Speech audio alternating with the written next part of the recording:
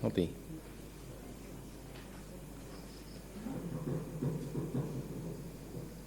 Bismillahirrahmanirrahim. Alhamdulillahirabbil alamin.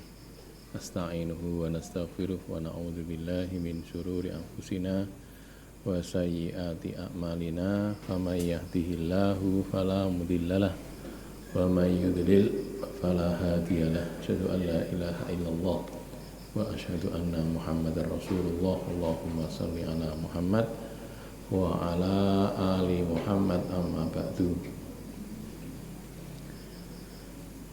Kitab Sunan Abi Dawud, Kitabus Shalah, kitab yang kedua Kitabus Shalah, bab yang kelima, babu fi waqti sholatil asri, bab waktu sholat asar. Ini hadisnya cukup banyak ya, ini belum selesai sebenarnya, tapi nanti tidak terlalu panjang. 404 qala hadatsana Qutaibah bin Sa'idin qala hadatsana Al-Laits qala an Ibnu Syihabin qala an Anas bin Malikin annahu akhbarahu, bahwa dia mengabarinya. Anas mengabari Ibnu Syihab Zuhri dia.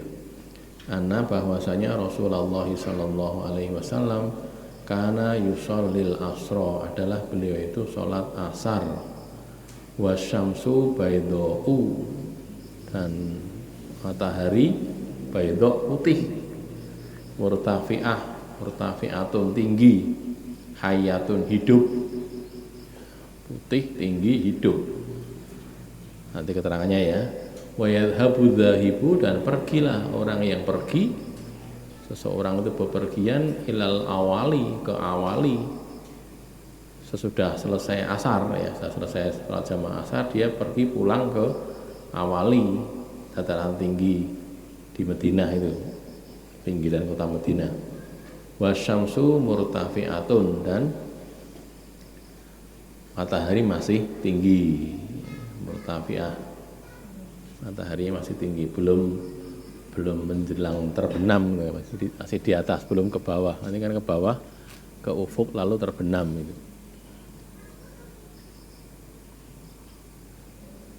Ada di Musnad Ahmad, Sahih Bukhari, Sahih Muslim. Sahih Muslimnya tidak di di bold, kan ketok. Sahih Muslim, lalu Sunan Nasa'i, Sunan Ibnu Majah. Matahari putih itu maknanya belum menguning, masih terang, masih putih, gitu kan? Matahari masih putih tadi kan ya. Baydok masih putih, maksudnya belum menguning.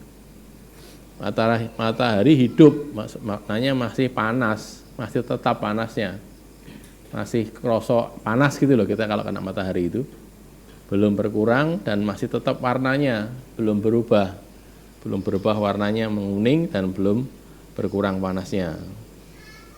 Mestinya sudah berkurang ya, tapi dianggap belum karena mungkin berkurangnya sidik gitu. Awali atau aliyah itu dataran tinggi Madinah, adalah sejumlah desa di sekitar Madinah ke arah Najd. Jadi kalau Madinah ke arah Najd, Najd itu kan daerah yang di timur ya, di timur. Bagian timur itu kan Najd. Kalau desa-desa pada arah Tihamah itu Mekah. Dari Madinah kalau ke Mekah itu kan ke arah selatan ya. Nah, selatan itu disebut Safilah, dataran rendah. Nanti kita lihat di peta, nanti kan ada ya, peta perang Khandaq itu, kita peta Madinah waktu itu ya.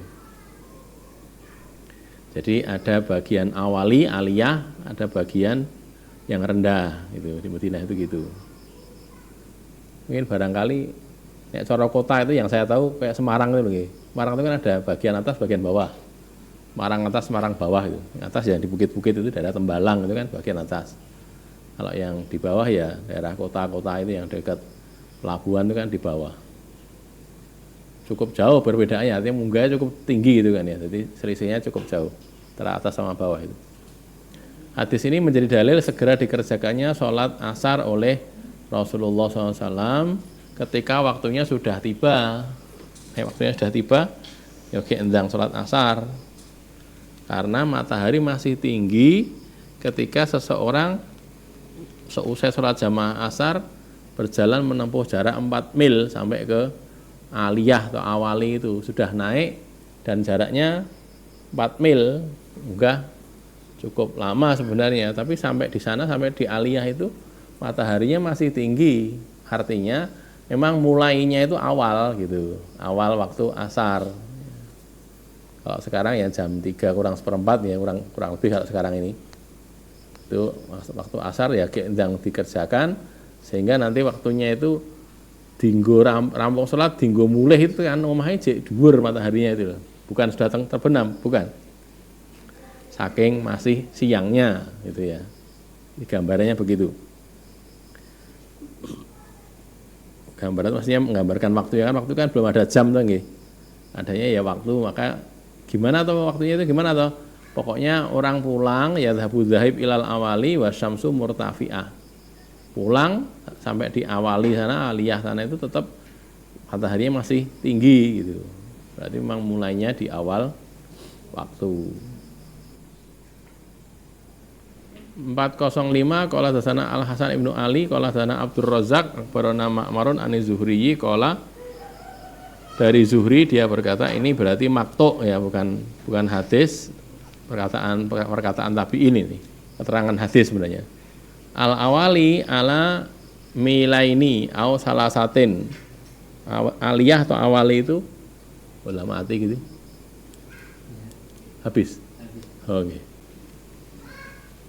Aliyah atau awali itu 4 mil, 2 mil, au salasatin atau 3 mil.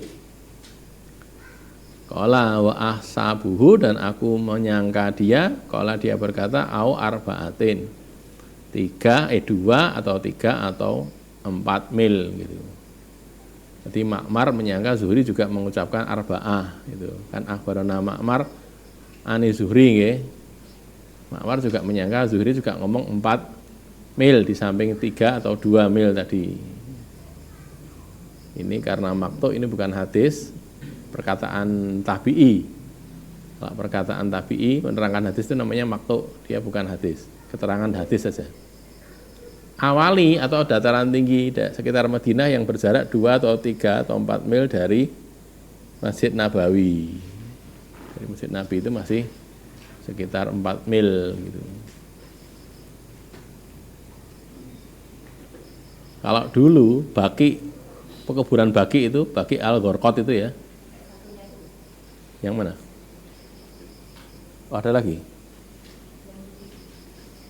Baki itu dulu di luar kota Madinah. Zaman Nabi nggih. Di luar kota. Sekarang ini Baki itu keluar dari Masjid Nabawi nggih, ada halaman sudah Baki itu. Keluar Masjid Nabawi ada halaman masjidnya itu, habis halaman itu Baki sudah. Jadi meluaskannya segitu luas gitu loh saya. Jadi konon Masjid Nabawi yang sekarang ini itu sudah lebih luas daripada kota Madinah zaman dulu gitu. Sak kota karo sak masjid itu ijek luas masjid saiki katanya gitu loh ya. Tadi buktinya tadi ini Masjid Nabawi lalu halaman, habis halaman itu sudah Baki. Sekarang ini ya, dulu Baki itu di luar kota. Nah, berarti kan kurang lebih benar lah. Pokoknya luasnya Masjid Nabawi sekarang sudah lebih luas daripada kota Madinah zaman Nabi. Nah ini ngitungnya tentu dari Masjid Nabawi zaman dulu ya, bukan zaman sekarang. Zaman sekarang ombo banget. 406 qala dasana Yusuf bin Musa qala dasana Jarirun an Mansurin an Khaisamata, dari Khaisamah qala, ini juga sama maktub juga ya. Berkata Khaisamah, hayatuha, hidupnya matahari itu, antajida harroha, bahwa engkau itu mendapati panasnya, kau dapati panasnya, jadi masih merasakan panas gitu. Itu namanya dikatakan hidupnya matahari itu kalau orang masih merasakan panasnya gitu.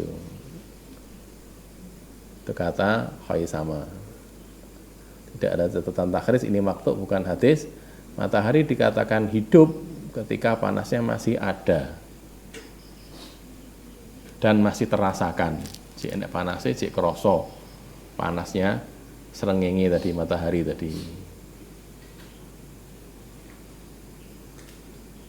Ada pertanyaan sebelum 407? Lanjut nggih, 407 hadatsana al-Qanabiyyu qala qara'tu ala Malik bin Anas. Aku membaca hadis, maksudnya membacakan pada Malik bin Anas, an Ibnu Syihab dari Ibnu Syihab, qala Urwatu, Urwah berkata, walaqad haddatsatni Aisyatu. Urwah berkata, sungguh Aisyah itu menceritakan hadis kepadaku. Dia dari Aisyah, dari Urwah, dari Ibnu Syihab. Apa isi hadisnya itu? Anna bahwasanya Rasulullah sallallahu alaihi wasallam karena adalah yusolli al-asra, salat asar. Nabi salat asar wa syamsu fi hujratiha. Sedangkan matahari itu masih di kamarnya Aisyah. Maksudnya sorotnya matahari gitu loh ya. Sorotnya matahari itu sampai masih di kamarnya Aisyah qabla an tadhhara, sebelum naik. Zaharo di sini maksudnya naik, matahari naik. Matahari masih di kamar Aisyah. Ini hadisnya sahih nggih. Ada Bukhari Muslim, takhrijnya itu. Di kamar Aisyah maknanya sinar matahari masih ada di lubang kamar Aisyah karena ada lubang keluar yang langsung terkena sorot matahari. Jadi mungkin barangkali kayak kita kasih payon tapi payonnya itu ada ya bolongnya itu. Nah, jadi kena sinar matahari dari atas gitu. Tadharo maknanya naik, bergantung di dinding. Yang naik itu ya sorotnya tadi, awalnya di bawah gitu kan sesuai naik tau nggih. Naik ke dinding itu loh. Jadi karena mataharinya juga naik, semakin kok naik turun nggih, turun, akhirnya mendekati terbenam kan, terus nanti sorotnya kan naik gitu ke atas terus nanti terus hilang. An-Nawawi menerangkan bahwa kamar Aisyah itu sempit halamannya dan pendek dindingnya. Pendek itu maksudnya tidak tinggi. Panjang dindingnya lebih pendek sedikit daripada lebar halamannya. Ya, tingginya ini lebih panjang, lebih pendek sedikit daripada lebar halamannya. Sehingga bayang-bayang dinding itu semisalnya ketika matahari menjauh pada bagian ujung halaman. Ada bayang-bayangnya kalau mataharinya pergi menuju ke terbenamnya itu ada bayang-bayang dinding itu. Di halamannya itu ada bayang-bayang dindingnya gitu loh. Karena kan terkena dari luar gitu, ada bolongnya, terus kita enek ayang-ayangi dindingnya itu di kamar Aisyah. Ini sekedar menunjukkan sebenarnya bahwa sholat asarnya Nabi itu masih siang, masih awal waktu gitu. Jadi kamarnya Aisyah itu masih panas gitu loh, kena sinar dari atas gitu. Masih panas itu Nabi sudah sholat asar, artinya di awal waktu asar. Bagaimana pernah kita bahas dulu kan?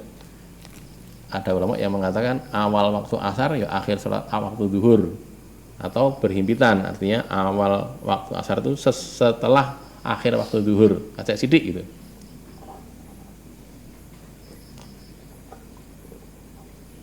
Bagi yang mengatakan awal waktu asar adalah akhir waktu zuhur, berarti di waktu itu boleh ngerjakan asar, boleh ngerjakan zuhur kan gitu ya. Sudah kita bahas dulu nggih.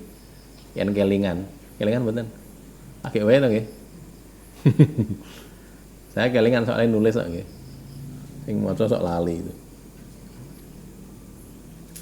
Ada pertanyaan? 408. Qala hadatsana Muhammad bin Abdurrahman Al-Anbariyu. Muhammad bin Abdurrahman Al-Anbari. Qala hadatsana Ibrahim ibnu Abil Wazir. Qala hadatsana Muhammad bin Yazid Al-Yamami. Qala hadatsani Yazid bin Abdurrahman ibni Ali ibni Syaiban an abihi. Yazid bin Abdurrahman bin Ali bin Syaiban, dari bapaknya yakni Abdurrahman bin Ali bin Syaiban. An jadihi, dari kakeknya, berarti Ali bin Syaiban gitu. Yazid bin Abdurrahman bin Ali bin Syaiban. Bapaknya namanya Abdurrahman bin Ali bin Syaiban. Kakeknya namanya Ali bin Syaiban kan gitu tuh. Jadi hi ini kembalinya kepada Yazid semua gitu. An abihi, bapaknya tadi, an jadihi, kakeknya bapaknya Yazid, an jadihi, jadnya Yazid, jadi Ali bin Syaiban gitu.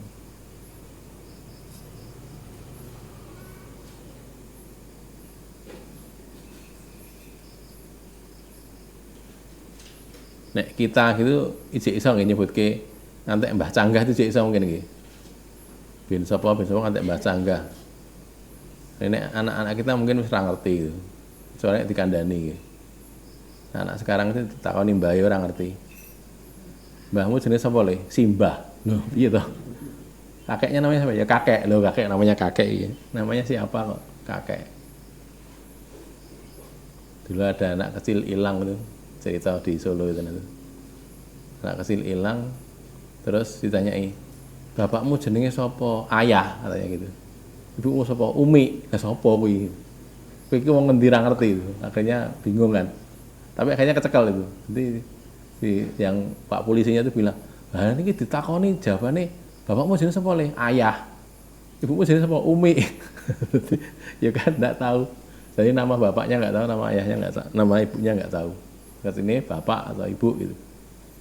Nah, ini kembali ke sini sekedar hal lain gitu.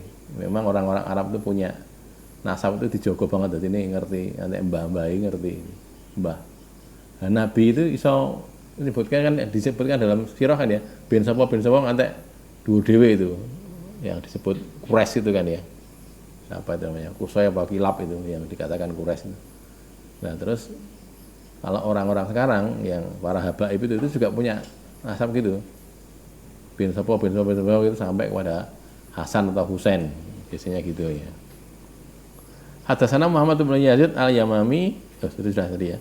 Qala qadimna, kami datang ala Rasulillah, pada Rasulullah sallallahu alaihi wasallam. Jadi yang berkata Ali bin Syaiban. Ini sahabat Nabi. Al-Madinata, di Madinah. Di kami datang menemui Nabi di Madinah, fakana, maka adalah beliau itu yuakhirul asro, mengakhirkan waktu asar, maksudnya mengerjakan sholat asar tidak di awal waktu tapi di akhir waktu. Madamatis syamsu baydoa nakiyatan, selagi matahari masih putih, masih bersih.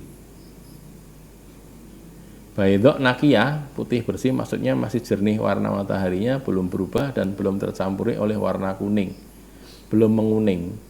Jadi diakhirkan ini ora tekan akhir ternyata nggih. Ya cuma mundur sidik itu saja. Yang jelas masih cerah, masih putih, berarti kan belum menguning, belum mendekati saat terbenam, masih jauh gitu. Itu saja dikatakan mengakhirkan, menunda. Ditunda nih ke semono gitu, tidak sampai ke mendekati sholat maghrib. Jadi ini kembali ke bahasan kita tadi ya, ini waktu sholat asar memang begitu. Yang baik kalau tidak ada halangan ya oke endang sholat asar wae bagi yang mukim. Kalau bagi yang safar ya tinggal dia jamak takdim atau jamak takhir.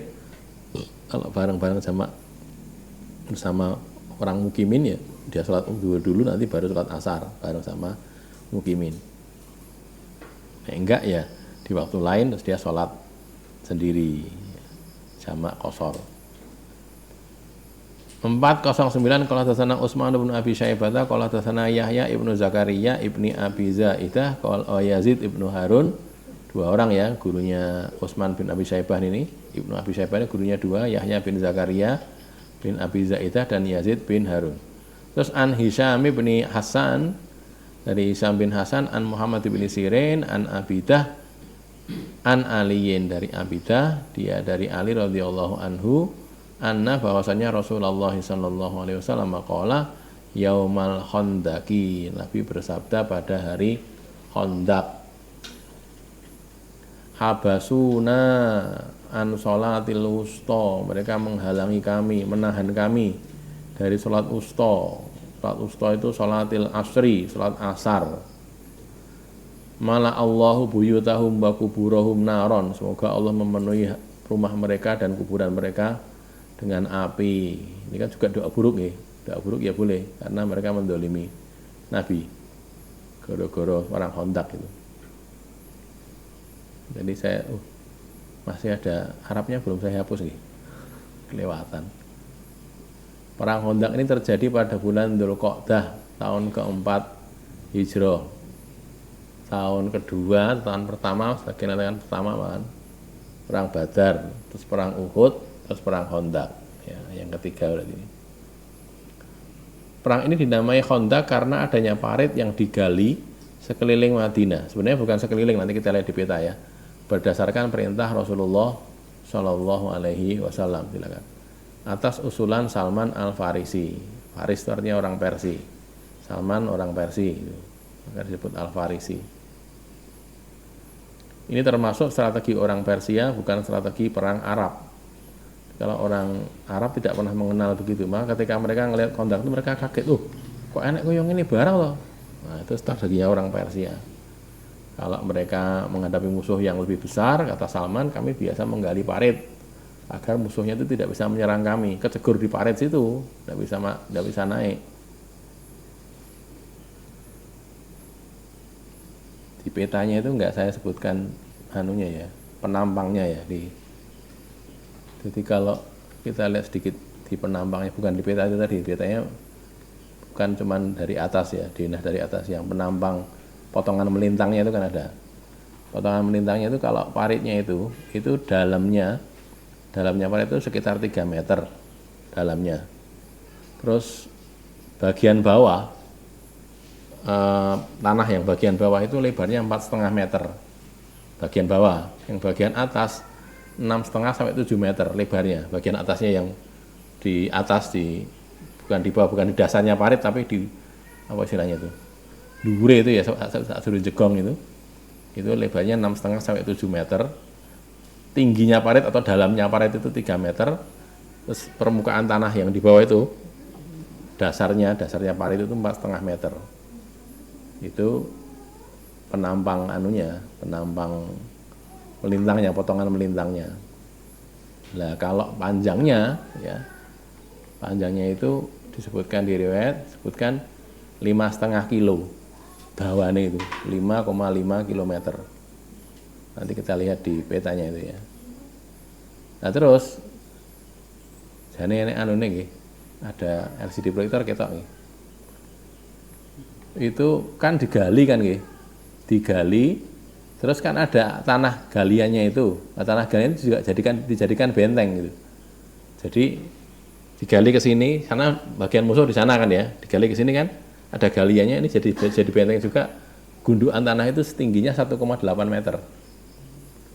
Jadi kalau mereka turun ke situ, nanti kalau mau nyerang muslim harus naik lagi. Naiknya 3 tambah 1,8, jadi 4,8 meter, hampir 5 meter naiknya itu.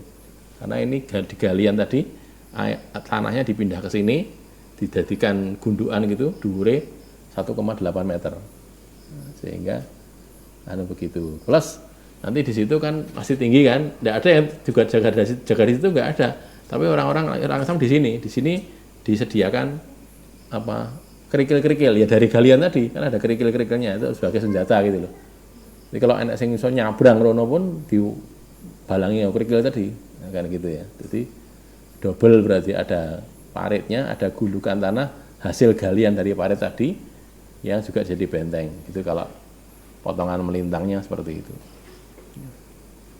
Disebut perang Ahzab karena terjadinya persekutuan atau aliansi orang-orang musyrik Quraisy, Ghatafan, Yahudi dan kabilah-kabilah lainnya untuk memerangi muslimin. Maka dikatakan Ahzab itu kan artinya sekutu ya, golongan-golongan yang bersekutu, aliansi gitu.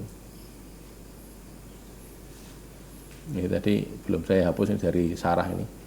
Ada yang mengatakan kila sholatul duha awit tahajud awil awabin awil jum'ah awil id awil jinazah. Dikatakan sholat usta itu ini gitu. Tapi ternyata yang paling kuat tidak itu, tapi sholat asar, karena Nabi mengatakan begitu kan, min sholatil usta sholatil asri. Malah Allah itu da'a alaihim, Rasul mendoakan buruk atas mereka. Itu keadaannya seperti itu.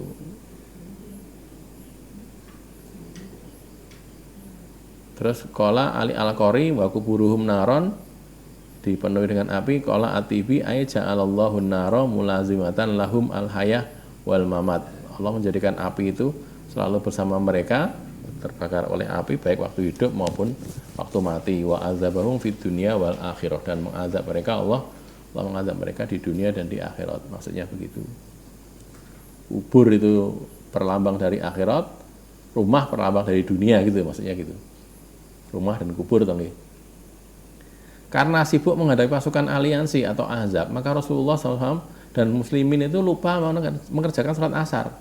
Lali gitu loh. Rasa sengaja tapi lupa karena sibuk diserbu orang-orang kafir itu, ngurusi perang itu, lupa.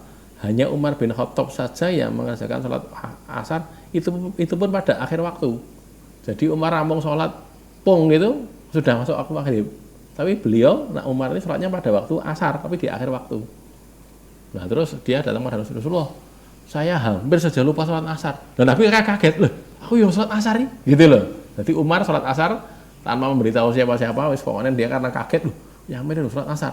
Terus dia segera sholat asar, selesai sholat asar, dia nemuin Nabi, ya Rasulullah, ini saya tuh hampir lupa sholat asar, alhamdulillah sempat sholat asar baru maghrib. Dan Nabi malah kaget, loh aku dulu sholat asar nih, nah, gitu loh. Dan muslimin juga belum sholat asar. Akhirnya Nabi tunggu tadi, goro-goro ngurusi wong kafir gitu sih, lali sholat asar, gitu loh ya. Jadi terus Nabi sholat asarnya ketika sudah terbenam matahari, emang sudah terbenam. Jadi sholat asarnya di waktu maghrib. Sholat asar, terus sebentar kemudian sholat maghrib, lalu habis itu sholat isya, karena sudah masuk waktu isya.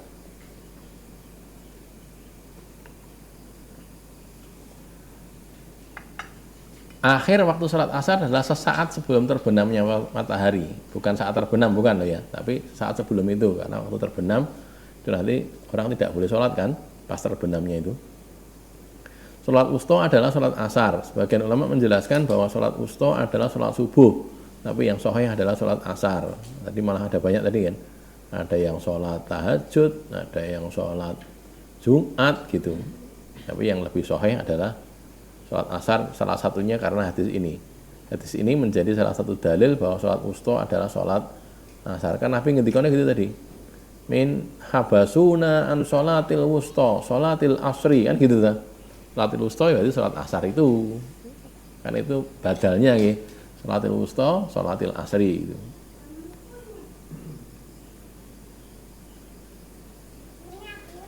Nabi SAW mendoakan buruk orang-orang kafir, salah satunya karena mereka menyebabkan beliau dan para sahabat lupa sholat asar. Sing lali kono, sing salah nek ini lah goro-goro kowe ya kan gitu tuh. Goro-goro ngurusi kowe dadi lali sholat asar, coba enggak kan ya enggak itu. Memang akhirnya sebabnya karena itu. Nah, kalau ini jadi sekaligus jadi dalil yang lain nggih. Kan ada hadis menunjukkan kalau man namaan sholatin au nasiyaha gitu bunyinya ya. Barang siapa yang bisa dihidupkan ini? Bisa. Oh, sumuk suwe-suwe nggih. Man namaan sholatin, barang siapa yang tidur dari sholat au nasiyaha atau melupakannya, maka fal yusalliha hina dzakaroha. Hina dzakaroh. Maka hendaklah dia sholat itu ketika ingat atau ketika bangun. Kita keturun gitu nggih.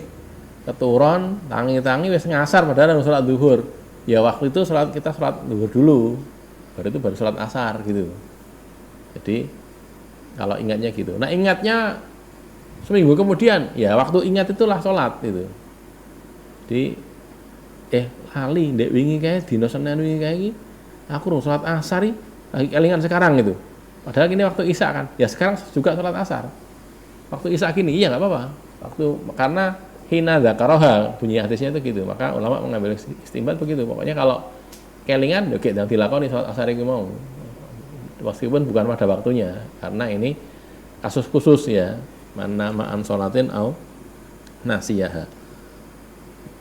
Ini juga sama Nabi juga gitu kan, ketika sudah ingat langsung sholat asar, sudah terbenam matahari lalu sholat asar, lalu sholat maghrib, lalu sholat isya. Bukan isya di jamak, bukan, isyanya sudah di waktu isya, sudah masuk waktu isya gitu. Rasulullah mendoakan agar rumah orang kafir di dunia, atau maksudnya dan kuburnya maksudnya akhirat dipenuhi api neraka. Maknanya mereka disiksa baik di dunia maupun di akhirat. Siksanya double gitu ya. Ning dunya yo ning akhirat yo.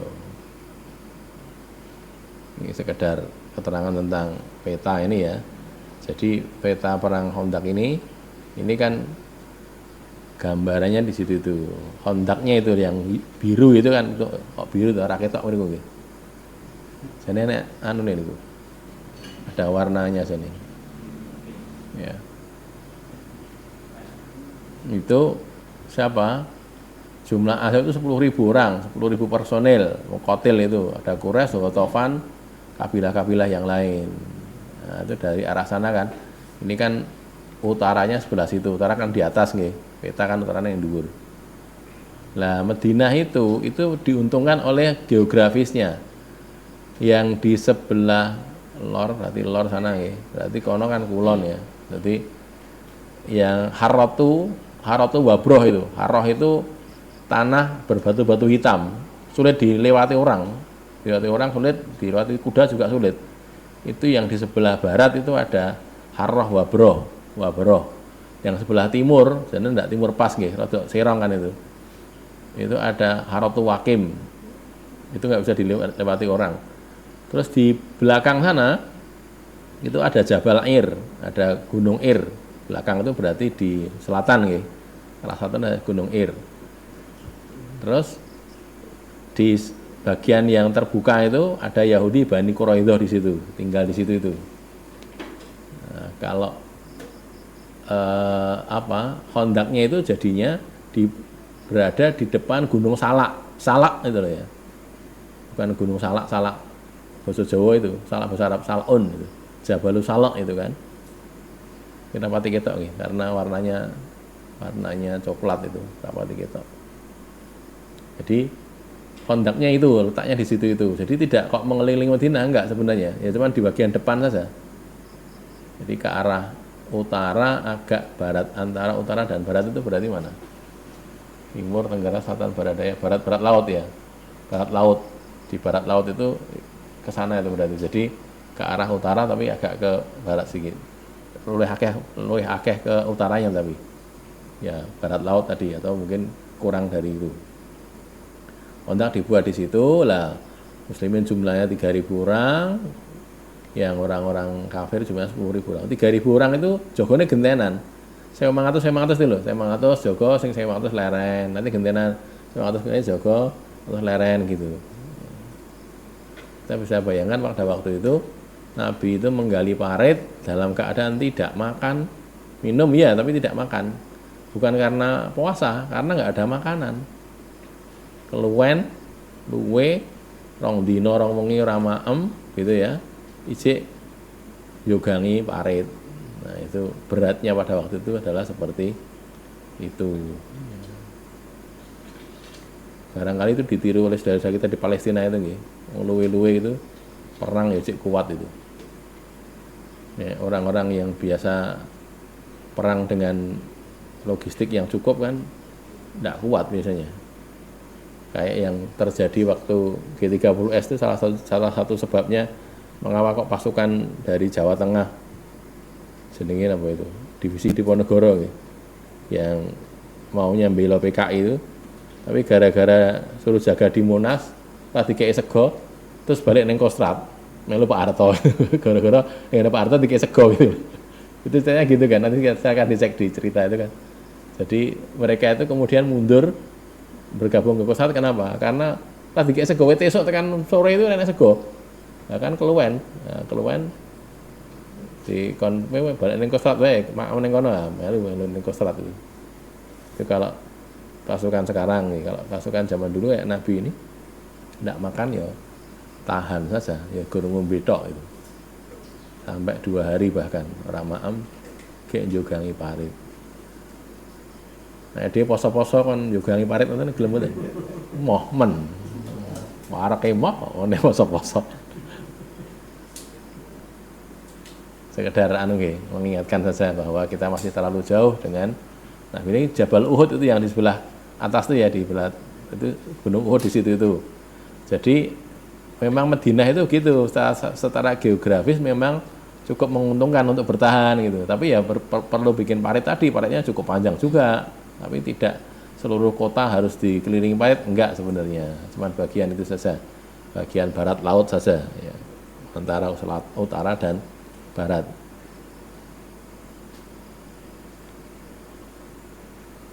Ada pertanyaan? Bagaimana?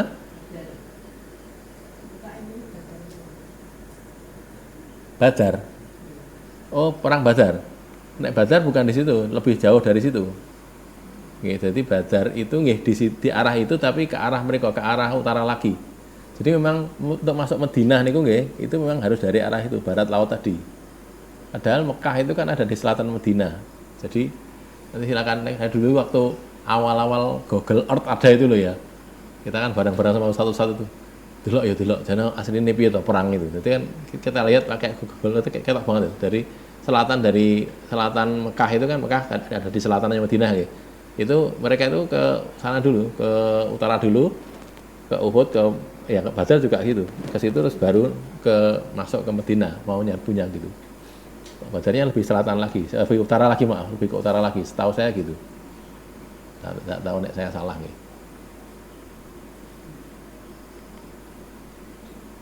Tadi kalau dari segi panjangnya sekitar 5,5 kilo, lebarnya parit itu yang bagian dasarnya 3 meter, bagian atasnya itu 6,5 sampai lebar dasarnya itu 4,5 meter, yang lebar atasnya itu di tepian ke tepian itu ya, tepian ke tepian itu 6,5 sampai 7 meter. Jadi kalau ada apa tentara masuk situ gitu, mbok arep mau numpak jaran ya ora iso munggah gitu. Masuk situ ya sudah mati di situ. Artinya dipanah atau dilempari batu kan lama-lama mati. Lah itu pun kejadiannya kan nanti kalau kita lihat lagi ya di sirah, kejadiannya itu akhirnya itu orang-orang itu ya iso nyabrang. Jadi modelnya gini, orang kafir itu nyerbu bareng-bareng itu, nyerbu bareng-bareng terus nggawa itu apa kayak jembatan dari kayu itu loh. Sesek, pernah lihat sesek gitu? Kalau di Bengawan Solo dulu, Bengawan Solo itu kalau sedang musim kemarau gitu, nggak ada air, itu nanti kan airnya sedikit. Itu kalau zaman saya kecil dulu, itu dibuat jembatan dari bambu itu loh. Nah itu nanti orangnya lewat situ. Kalau airnya besar, dulu pakai kapal, pakai perahu. Yang bisa nyebrang itu naik motor, tapi kalau mobil nggak bisa, motor atau sepeda gitu. Saya waktu kecil kan daerah ke arah Bekonang gitu ya, kalau dari tempat saya itu biasanya numpak itu naik perahu atau kalau enggak naik sesek nyabrang itu kayak gitu tuh, mereka bawa itu terus mereka turun, orang-orang ini turun terus itu diangkat gitu loh, seseknya itu diangkat gini sehingga itu dilewati oleh pasukan perang gitu. Akhirnya diterobos juga parit itu, cuma tidak banyak kan yang masuk gitu. Terus bengok-bengok si namanya Amr bin Abdi Wud itu, jagoannya orang kafir Quraisy, bengok-bengok, siapa yang mau bertanding sama saya gitu, sapa sing makani duel karo aku gitu. Terus ditangani sama Ali bin Abi Thalib. Akhirnya Amr ini mati, dipukul sama Ali, mati. Terus orang kafir mundur gitu loh ya, tidak lagi mau nyerang walaupun sudah sampai di situ, tapi kan nggak banyak, hanya beberapa orang pasukan berkuda gitu, tapi terus mundur. Ceritanya gitu. Jadi ya bisa diakali juga, medun nggawa jembatan tadi barang-barang akeh gitu diangkat gini, jadi kayak jalan kan, diangkat gini, orangnya lewat di atasnya gitu. Mijaki orang-orang tadi, cuman kan orangnya kan banyak yang mikul kan banyak, jadi kuat itu dilewati oleh kuda atau oleh orang, sekedar orang untuk lewat nyabrang. Oke. Hadis ke-4, kalau ada pertanyaan monggo silakan sebelum hadis terakhir untuk sekali ini, karena sebenarnya masih ada hadis lagi di bab ini, cuman mendak kesuwen nggih, kedawan. Hadatsana al-Qanabiyu qala an Malikin qala an Zaid bin Aslam qala al-Anil Qaq bin Hakim qala an Abi Yunus maula Aisyah. Bu Yunus bekas budaknya Aisyah radhiyallahu anha, annahu qala, bahwasanya dia berkata, amaratni Aisyah itu menyuruh aku an aktuba laha mushafan, untuk menuliskan untuk dia mushaf. Ikan dulu bekas, itu kan budaknya Aisyah, terus sekarang jadi bekas budak tapi dijalui tulung. Bu, aku tulis nama mushaf gitu, Al-Qur'an maksudnya ya. Faqalat, dan Aisyah berkata, idza balagta hadhil ayata, apabila kamu sampai pada ayat ini, kalau nulismu kan ini sampai ayat ini, fa'adzinni, maka kamu panggil aku atau kamu beritahu aku. Ya, tekan ayat ini ngandani aku ya. Ayat apa itu? Ini surat ayat 238 surat Al-Baqarah. Hafidzu 'ala sholawati wassolatil wusta itu. Aqumu lillahi qanitin itu ya. Jadi kalau sampai situ kamu beritahu aku ya. Kan nulis gitu nggih. Dari Fatihah gitu, Baqarah, nanti sekan 238 nanti kamu beritahu aku. Falama balagtuha, ketika aku sudah sampai ke ayat itu, si yang ngomong Abu Yunus ini ya, Falamma maka tatkala balang tuh aku sudah sampai ke ayat itu, adzan tuha, aku memberitahu Aisyah. Pun niki pun tekan ayat niki, enten apa gitu. Fa'amlat alaya, lalu dia mendiktekan atasku, mendiktekan kepadaku. Jadi ketika sampai ayat itu Aisyah kemudian membaca ayat kon nulis, yang suruh nulis Abu Yunus tadi. Gimana diktenya itu? Hafidhu ala sholawati was sholatil wusta wa sholatil asri wa qumu lillahi qanitin gitu. Jadi bunyinya hafidhu ala sholawati wa sholatil wusta, ada tambahan wa sholatil asri gitu. Jadi tulisannya ditambahi gitu, wa sholatil asri gitu. Belakangnya sama wa qumu lillahi qanitin gitu. Jadi nanti kalau nulis sampai situ beritahu aku parlune mau dikandani ini gitu loh. Ada tambahan ini wa sholatil asri. Summa qalat Aisyah tuh, kemudian Aisyah berkata begini, sami tuha, aku mendengarnya, kok tidak ditambahi gitu loh, karena saya itu dengar itu min dari Rasulullah sallallahu alaihi wasallam. Rasul dulu bacanya gitu loh. Ada itunya, ada sholatil asrinya itu.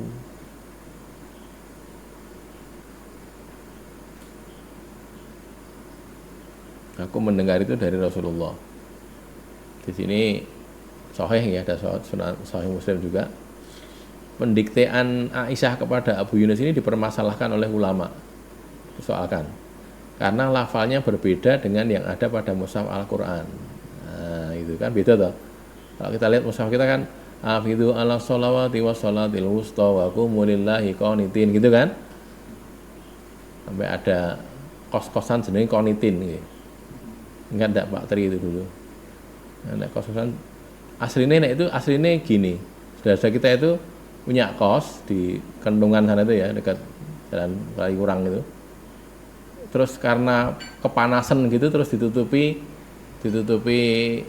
iklan konidin itu loh. Tahu obat konidin tahu nggih? Obat batuk itu loh. Terus kita nyebutnya kos-kosan konidin gitu. Terus dan ojo konidin lah, konitin wae. Nah, gitu. Jenenge kos-kosan konitin itu dulu. Ada beberapa saudara kita yang pernah kos di situ ya. Jadi sak omah itu disewa di kos-kosan. Nah, yang kembali sini permasalahan itu dijawab dengan beberapa jawaban. Salah satunya ada dua ya, saya muatkan di sini ya. Salah satu jawabannya adalah qiraah tersebut termasuk qiraah syadzah sehingga tidak bisa dijadikan hujah. Qiraah yang bisa dijadikan hujah haruslah mutawatir secara ijma'. Ada qiraah yang tidak mutawatir, tidak bisa dipakai untuk dibaca sekedar sebagai pengetahuan boleh. Nah, ini termasuk syadz, qiraah yang syadzah, yang syadz sehingga tidak bisa jadikan hujah. Jadi tambahan sholatil asri tadi itu syadz gitu loh. Jawaban lainnya adalah dikte Aisyah itu bukan termasuk lafal Al-Qur'an, tapi tafsir atau penjelasan dari lafal Al-Qur'an. Jadi bukan lafal Qur'an enggak gitu. Jadi lafal Qur'an tetap hafidhu ala sholawati wa sholatil wusta wa qumu lillahi qanitin. Tapi setelah sholatil wusta itu ada keterangan. Jadi kalau kayak kita baca tafsir ini kan ini ayatnya terus ini keterangannya gitu loh. Nah, cuman ini tidak dibedakan, jadi langsung melujur gitu. Jadi seolah-olah termasuk ayatnya padahal bukan. Jadi wa sholatil asri itu keterangan dari sholatil wusta gitu maksudnya gitu. Tafsir. Jadi tafsirnya bukan termasuk lafal kalamullah, bukan dari Al-Qur'an, tapi itu tafsir dari ulama. Itu jawaban yang kedua ya. Terus ada keterangan qanitin. Qanitin adalah orang-orang yang taat atau orang-orang yang diam. Qanata itu diartikan diam juga bisa. Tidak berbicara dengan omongan orang, bukan diam secara mutlak. Orang kalau sholat itu kan tidak ngomong, tapi ngomong gitu. Tidak ngomong omongan orang biasa, tapi mengucapkan lafal-lafal. Kalau enggak doa, ayat Quran, ya zikir kan gitu toh. Tapi kan muni toh nggih. Sholat itu muni, bukan diam. Termasuk ketika sholat sir, itu tetap muni, tapi pelan gitu loh. Orang kok dibatin mboten lho nggih. Sholat itu tidak dibatin, tapi dilafalkan pelan iya, tapi dilafalkan. Ketika kita jadi imam sholat sir gitu. Ketika kita jadi imam sholat jahar dikeraskan untuk Al-Fatihah dan surat. Tapi yang lain juga dibaca. Artinya subhanakallahumma rabbika itu ya diomongke tapi pelan. Makmum juga begitu, tetap juga mengucapkan tapi pelan, tidak keras gitu, bukan diam. Maka tidak bicara itu maksudnya tidak bicara omongan orang, tapi mengucapkan lafal-lafal doa itu diucapkan. Terus yang lain lagi pernyataan Aisyah bahwa qiraah itu diadengan dari Rasulullah itu, Rasul dulu ngendikane ngono loh. Itu juga bisa diterima. Kenapa? Dipahami bahwa dulu memang pernah ada qiraah kayak gitu, tapi mansuh. Lah, Aisyah tidak mengetahui kemansuhannya sehingga dia masih pakai itu gitu loh. Bisa jadi gitu loh. Makanya di sini dikatakan kamu tulis pakai itu, Nabi ini kan ngendika ngono kok. Nah, tapi ini juga Aisyah tidak bohong. Nabi dulu memang berkata begitu, tapi kemudian mansuh. Nah, riwayat tentang kemansuhannya tadi, sabda Nabi tadi Aisyah tidak tahu gitu. Bisa jadi, bisa jadi. Makanya kalau kita belajar hadis kita harus memahami hal-hal yang begini supaya kemudian tidak jadi